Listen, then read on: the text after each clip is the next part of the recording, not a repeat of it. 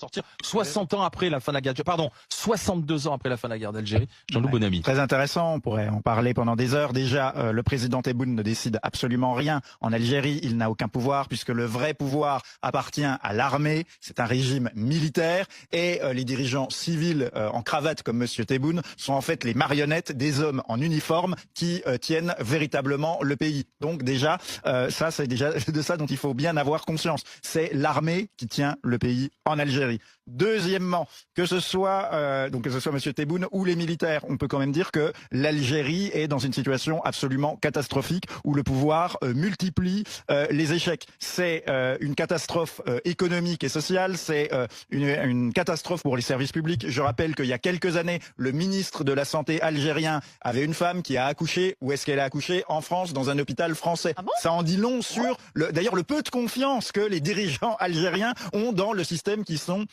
censé faire fonctionner. C'est un pouvoir qui considère que le pays lui appartient, qui méprise complètement le peuple. Voilà, la junte et les oligarques se considèrent comme les propriétaires du pays, méprisent complètement le peuple algérien. C'est gangréné par la corruption. C'est une catastrophe économique et sociale. Sur le plan des libertés, des initiatives, n'en parlons absolument pas. La population algérienne qui aime son pays, qui vit dans un pays magnifique en termes de paysage et riche en ressources naturelles, la population n'a qu'un rêve, c'est de fuir cet enfer où tout s'effondre, d'où la vague en fait de l'immigration, que les gens veulent partir, pas parce qu'ils aiment pas leur pays, ils adorent le pays, mais ils en peuvent plus d'un pays qui s'effondre parce qu'il est tenu par une mafia complètement corrompue. Voilà, c'est ça le nœud de la question algérienne. Et donc pour tenter de faire gommer, de faire oublier ces échecs, c'est là que l'expression rente mémorielle prend son sens. On fait le pouvoir algérien fustige la France en pensant que peut-être comme ça aux yeux du peuple algérien, il fera oublier l'échec et l'enfer que vit le peuple algérien tous les jours. Seulement, on est un peu le bouc émissaire. Voilà, seulement je pense que ça ne prend pas parce que les gens, quand ils sont obligés de payer des fonctionnaires corrompus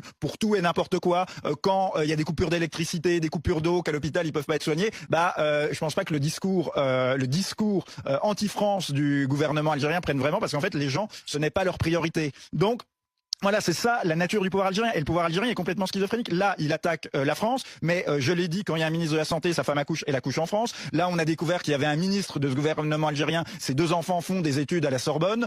Ils ont la nomenclature algérienne a des visas pour se rendre en France, se faire soigner en France, sans aucune... des apparts en France. Voilà, s'acheter des apparts en France, avoir des comptes bancaires où ils mettent l'argent. Avec l'argent de la corruption, ils achètent des appartements à Paris, ils ont des comptes bancaires en France. Et oui, donc, voilà, c'est ça. Une fois qu'on a adressé ce constat accablant, oui, mais ça reste un partenaire.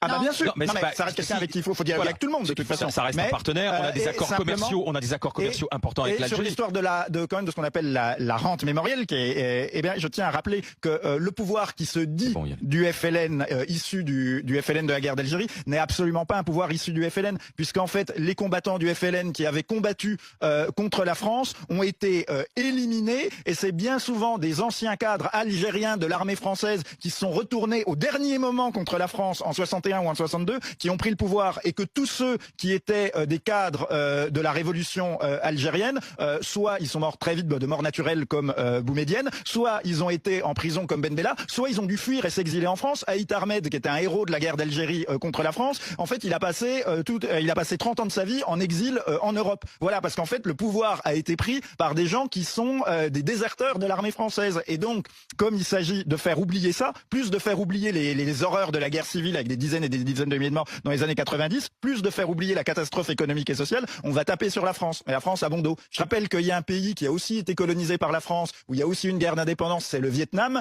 Curieusement, on n'a pas du tout les mêmes problèmes avec le Vietnam. Et curieusement, le Vietnam se porte beaucoup mieux économiquement. Se porte beaucoup mieux économiquement que l'Algérie. Mais pourquoi donc? Quel est donc cet élément qui fait que on peut avoir que de la rage, de la rancœur et de la haine vis-à-vis de la France? Bon, bref, c'est peut-être autre chose. Mais à mon avis, le problème n'est pas dans le peuple algérien. Non, je ne sais pas pourquoi, madame. Un dernier point, je rappelle quand le président algérien dit que c'est nous qui aurions ouvert les hostilités, Boualem Sansal, c'est pas nous qui l'avons mis en prison, alors que c'est aussi, en plus d'être un citoyen algérien, un citoyen français. C'est une affaire scabreuse, c'est ce que dit le président Tebboune à propos de Boualem Sansal. C'est une affaire scabreuse qui vise à déstabiliser l'Algérie. En prison. Déjà, nous sommes en février 2020. Le Maroc d'abord.